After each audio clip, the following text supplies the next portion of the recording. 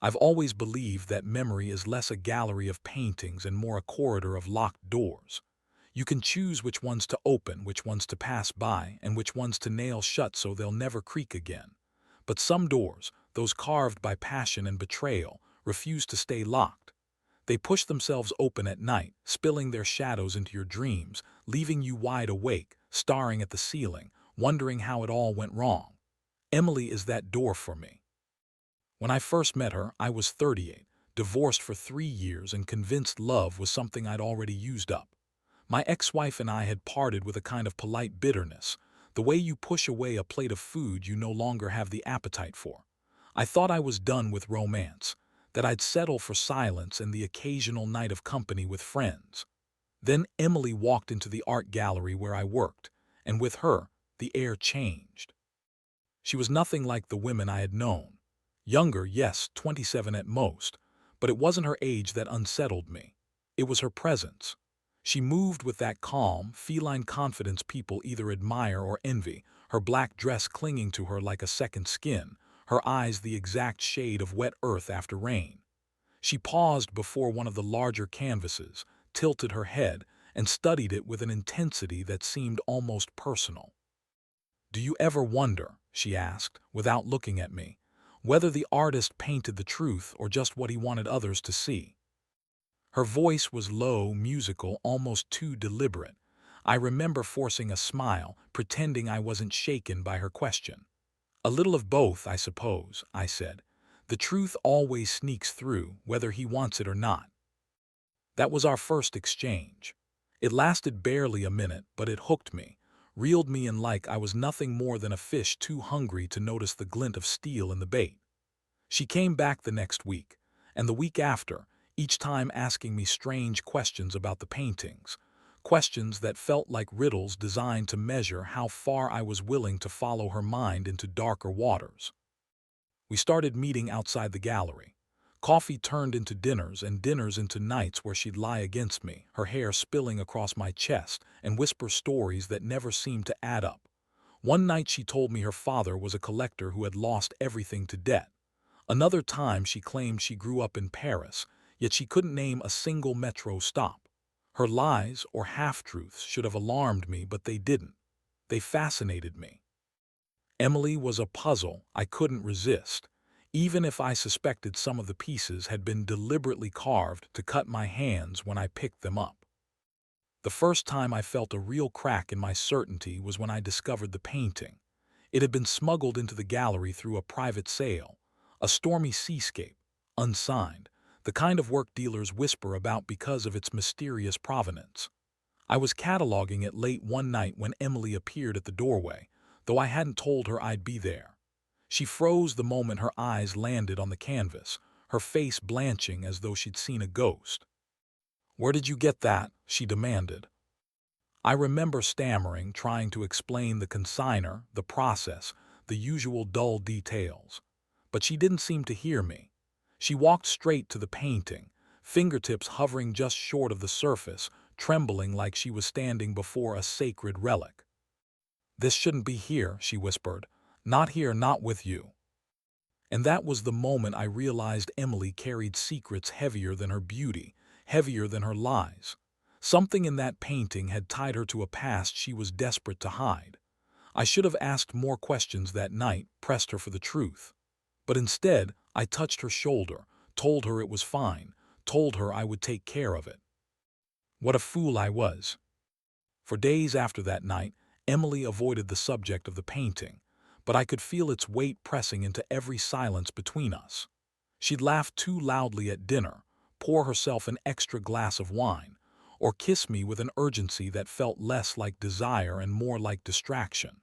And yet, whenever her eyes drifted toward me, there lingered a flicker of fear, like she expected me to demand answers she wasn't ready to give. I tried to let it go. I told myself love, or whatever this thing was between us, wasn't about interrogations, it was about trust. But the gallery wasn't just my workplace. It was my life, and secrets had no place there. The painting had been consigned under murky terms. No name, no history, only a whispered assurance from the broker that it came from an estate in Europe. That alone should have raised alarms, but Emily's reaction made it a ticking bomb in my mind. One evening, while she showered at my apartment, I gave in to curiosity or paranoia. I slipped into her purse, something I'd promised myself I'd never do. Inside, beneath a tangle of receipts and lipstick tubes, was a folded envelope. Within it, a photograph. A man in a dark suit, standing beside the very same painting now hanging in my gallery. He was older, mid-50s perhaps, his arm draped protectively around a young girl whose face was blurred by time and motion. The resemblance was vague, but I felt certain that child was Emily. When she emerged from the bathroom, towel around her shoulders, I was still holding the photo. She froze. The silence that followed was so sharp I swear I could hear the ticking of my wristwatch across the room. "You went through my things," she said flatly. "I had to," I replied, my voice shaking. "You've been lying to me, Emily. Who is this man? Why does he have the painting?" She sat on the edge of the bed, water dripping from her hair, her eyes locked on mine with a kind of weary defiance. "That man is my father," she finally admitted. "And the painting, it belonged to him." I should have felt relief at the confession, but instead dread seeped into my bones. "Then, why pretend you didn't know it? Why act like it was some terrible mistake?" "Because it was," she snapped. "That painting was stolen from us years ago, and if it's here, it means the people who took it are closer than I thought." Her words left me reeling. I wanted to believe her, but everything about Emily had been a labyrinth of half-truths and shadows. Stolen art, dangerous people, a father she never mentioned until now. It sounded like something out of a thriller, not the quiet, domestic love story I had hoped for. Still, her fear seemed genuine. That night, she clung to me as though letting go would mean vanishing into the dark. I promised her I'd protect her, though I had no idea from what or whom. The days that followed blurred into a fog of unease. At the gallery, I noticed a man loitering across the street more than once, tall, lean, with a face you'd forget until you realized it kept reappearing. He never came inside, never made a move, but his presence burned at the corner of my vision like a hot coal. I mentioned it to Emily, and she went pale, begging me not to confront him. "Just trust me," she whispered, gripping my hand so tightly it hurt. "Don't ask questions. Don't talk to anyone about the painting, please." I wanted to scream at her, demand the full truth, but the desperation in her voice held me back. Instead, I buried my doubts and tried to focus on us, on the fragile intimacy we'd built. But intimacy built on secrets is like a house on sand. Eventually, it sinks. The collapse began on a Thursday night. I had stayed late at the gallery to lock up when I noticed the storage room door ajar. Inside, the seascape painting was gone. Panic surged through me. I called Emily, but she didn't answer. I called again and again. Nothing. By the time I reached my apartment, her belongings were gone. No clothes, no jewelry, not even the photograph of her father. Emily had vanished as though she had never existed at all. And yet, on my dining table, taped to an empty wine bottle, was a single note in her elegant, slanted handwriting. "I'm sorry, you were never supposed to be part of this. Don't look for me." Those words hollowed me out. Every touch, every kiss, every whispered story, was it all a performance, a distraction while she waited for the right moment to reclaim what she wanted? The bitterness burned deeper than the loss itself. I'd been a fool, a pawn in a game I didn't understand. But the worst part wasn't the betrayal. It was the truth I refused to admit. Despite everything, I still wanted her back. I tried to convince myself I was done with her, that I'd locked the memory of Emily away like some dangerous relic. But it's hard to cage obsession. Every place I went in the city seemed haunted by her shadow. The cafe where she first teased me for ordering tea instead of coffee, the park bench where we shared a late-night kiss, even the gallery itself, where the empty space on the wall mocked me with silence. I reported the missing painting to the police, though I told them little of what I knew. How could I explain that the woman I loved had stolen it, that she was tied to faceless men who lingered in the dark like vultures? They filed their report, asked a few indifferent questions, and left me with the hollow assurance that stolen art often resurfaced, eventually. Their apathy only deepened my resolve. A week later, I received a letter. No return address, no name, just my own written neatly across the envelope. Inside was a single photograph. Emily standing at a train station, her face half turned toward the camera, eyes distant. Scrawled on the back was a time and date, Friday, 9 p.m., and nothing more. I knew it was a trap, or at the very least a test, but I couldn't resist. That Friday night I drove to the station, the photograph clenched in my hand like a talisman. The place was nearly deserted, save for a scattering of late commuters. I spotted her instantly. She hadn't changed much, same cascading hair, same graceful poise, but there was a sharpness to her now, a wariness that hadn't been there before. She looked both more alive and more haunted than I remembered. When our eyes met, she froze. For a heartbeat I thought she'd run, but instead she walked toward me, her steps measured, her expression unreadable. "You shouldn't have come," she whispered. "Then why send the letter?" I demanded. She didn't answer. Instead, she slipped something into my hand, a flash drive, small and innocuous.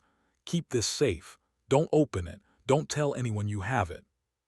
"What is this, Emily? What the hell is going on?" Before she could respond, a man's voice echoed down the platform. "Emily." We both turned. It was the same man I'd seen outside the gallery, the watcher. He strode toward us, his eyes sharp, his movements precise, like someone trained to stalk. Emily's grip tightened around my wrist. "Run," she hissed. But I didn't, not at first. I was too stunned, too torn between fear and fury. Only when the man quickened his pace did instinct take over. We bolted, weaving through the station, past shuttered kiosks and echoing stairwells. We burst onto the street, gasping for air. She pulled me into a narrow alley and pressed her back against the wall, trembling. "You don't understand," she said. "These men, they're not just thieves. They're part of something bigger. The painting was only one piece of it." "Then explain," I pleaded. "Tell me the truth for once." She closed her eyes as though summoning courage. "My father, he wasn't just a collector. He was part of an underground network, art, documents, even people sometimes. Things the world wasn't supposed to see. When he tried to break away, they took everything from him, including the painting, including me." Her voice cracked on that last word. And suddenly, the photograph of the little girl with blurred features made sense. "They'll never stop," she whispered. "Not until they've erased every trace of him, and now you." I should have walked away right then, should have let her sink back into whatever darkness she had chosen. But I couldn't. Her fear, her vulnerability, it anchored me, even as everything else screamed to cut ties. I took her hand. "Then let me help you." Her eyes filled with a sorrow I'll never forget. "You can't help me. All you can do is survive me."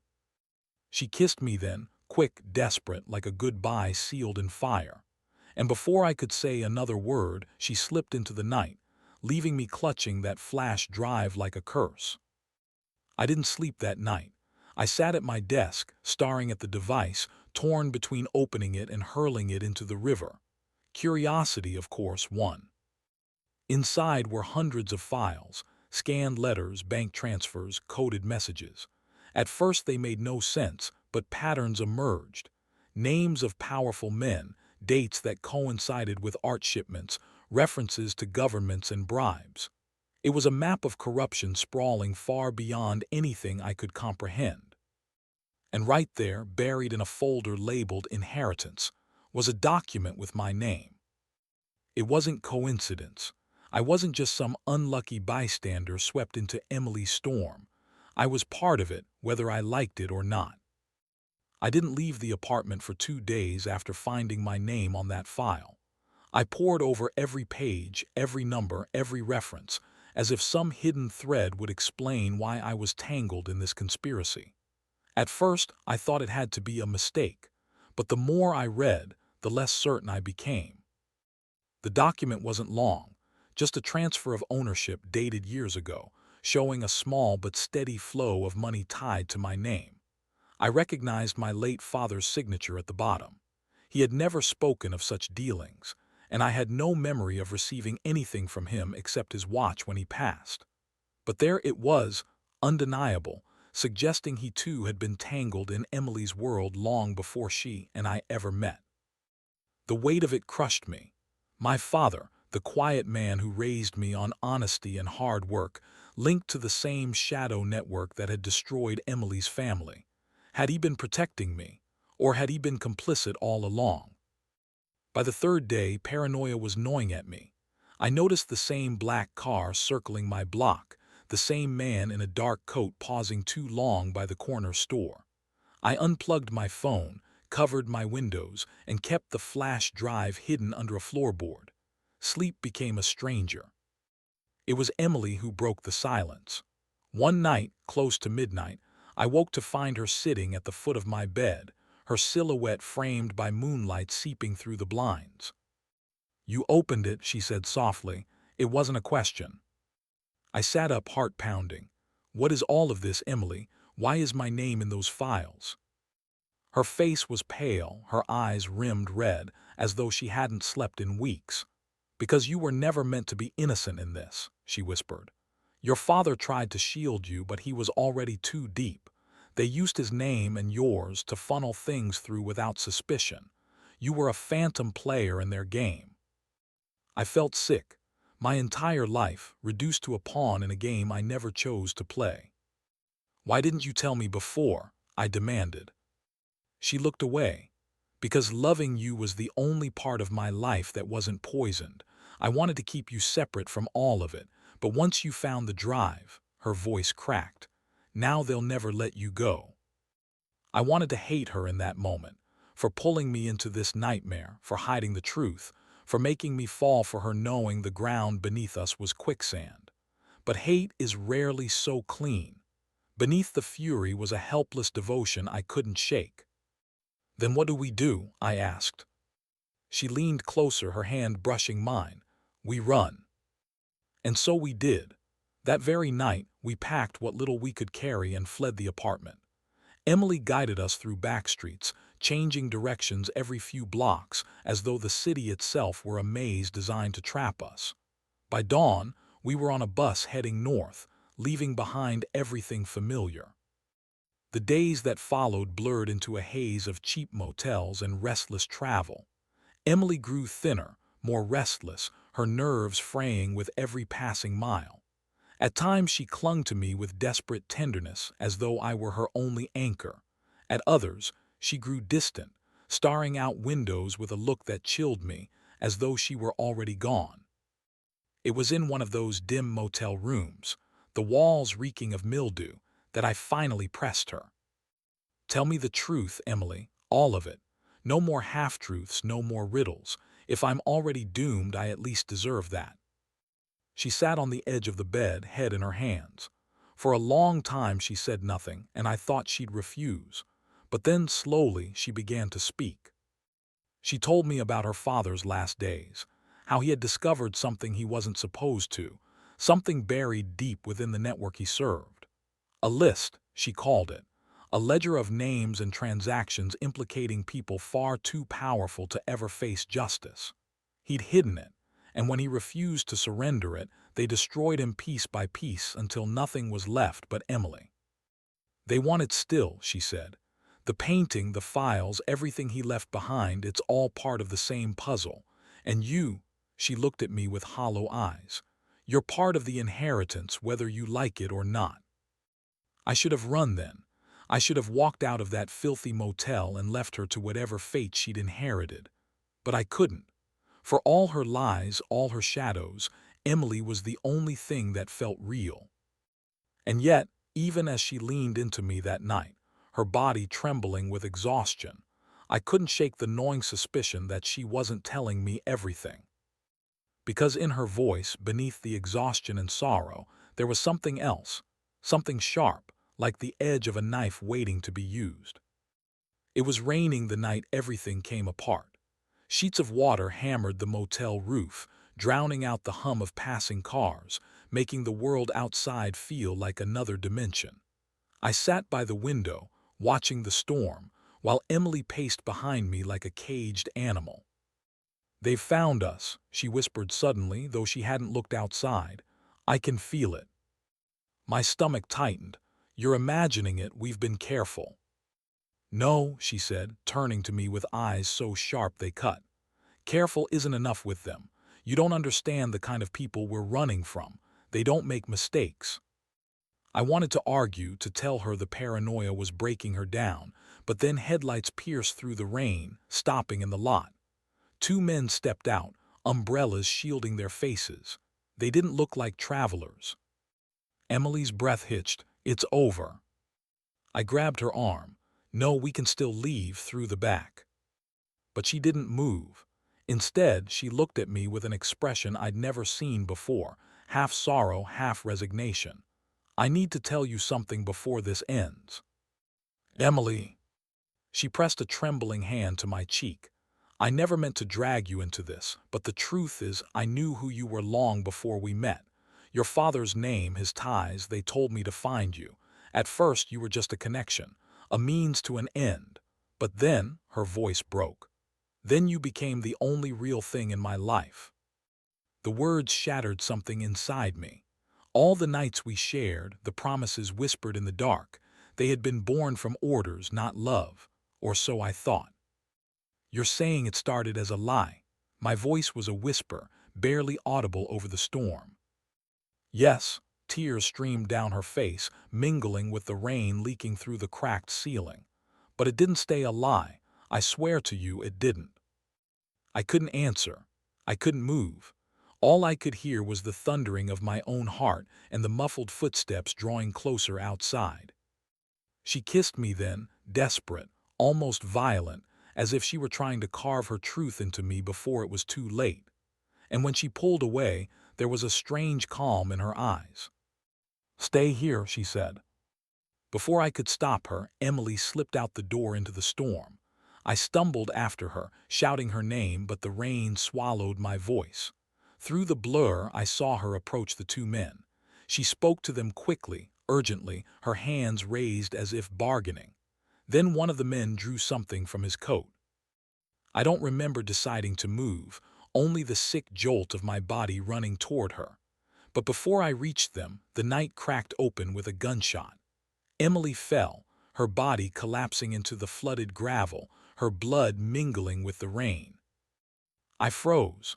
The men turned toward me, but in that split second, headlights blazed from the street, another car pulling in, doors flinging open. Whoever they were, they scared the first two enough to retreat. Within moments, the lot was empty except for me and Emily. I dropped to my knees beside her. She was still breathing, shallow and ragged. Her hand clutched mine with terrifying strength. "Listen," she gasped. "The drive, it's not everything. There's another file, hidden in the painting frame back in the city. You have to find it, promise me." "Don't talk," I begged, pressing my hand over the wound. "We'll get help." Her eyes searched mine, full of a sadness too deep to bear. "Promise." My throat closed, but I nodded. "I promise." Her grip loosened. A faint smile flickered on her lips, and then she was gone. The storm raged on, indifferent to the life it had just stolen. I sat there in the rain until dawn, her body cold against mine, the promise burning in my chest like a brand. In the years since, I've kept moving. The drive is still with me, hidden in places no one would think to look. And sometimes, late at night, I imagine I can still hear Emily's voice, urging me toward that final piece of the puzzle, the hidden file, the truth she died to protect. I don't know if I'll ever find it or if I even want to, because the truth has already cost me everything, my peace, my innocence, the only woman I ever loved. But a promise is a promise, and though Emily betrayed me, though she led me into a world of shadows and lies, she also gave me the one thing I can't let go of. Her final words, and the weight of knowing I'll never escape them.